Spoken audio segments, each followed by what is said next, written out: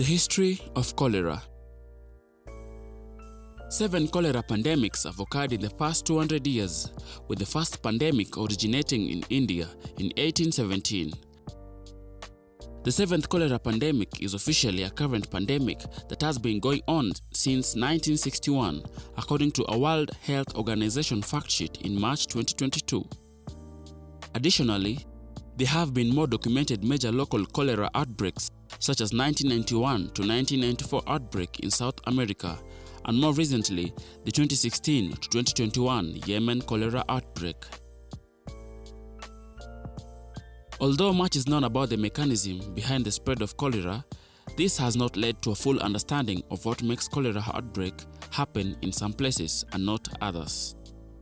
Lack of treatment of human feces and lack of treatment of drinking water greatly facilitate its spread.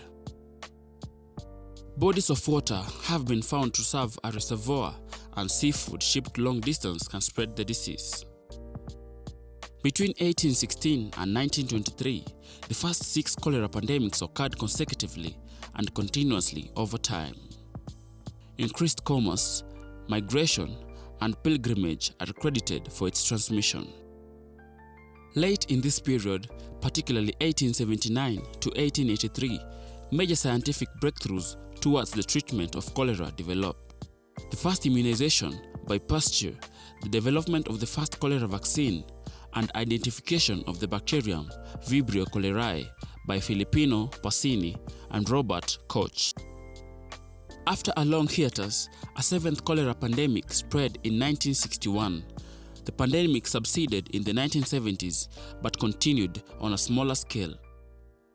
Outbreaks occur across the developing world to the current day.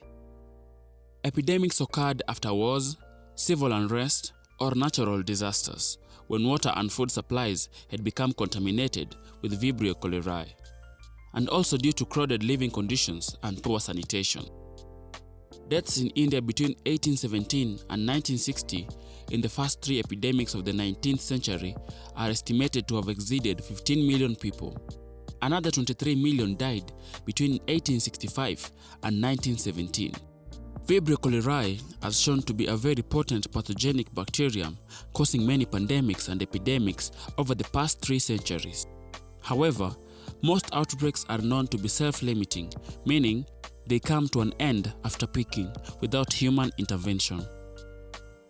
One of the mechanisms significantly determining the cause of epidemics is phage predation.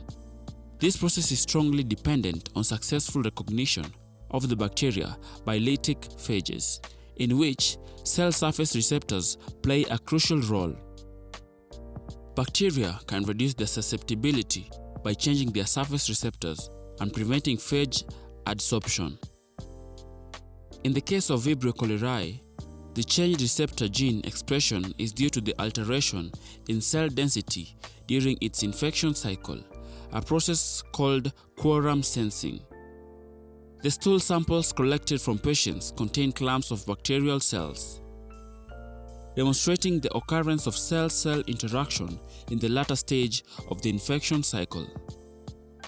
Symptoms of cholera infection can include diarrhea, nausea and vomiting, dehydration. Diarrhea due to cholera often has a pale, milky appearance that resembles water in which rice has been rinsed. Vomiting occurs especially in the early stages of cholera and can last for hours. Dehydration can develop within hours after cholera symptoms start and range from mild to severe. A loss of 10% or more of body weight loss indicates severe dehydration. Signs and symptoms of cholera dehydration include irritability, fatigue, sunken eyes, a dry mouth, extreme thirst, dry and shriveled skin that's slow to bounce back when pinched into a fold, little or no urinating, low blood pressure, and an irregular heartbeat.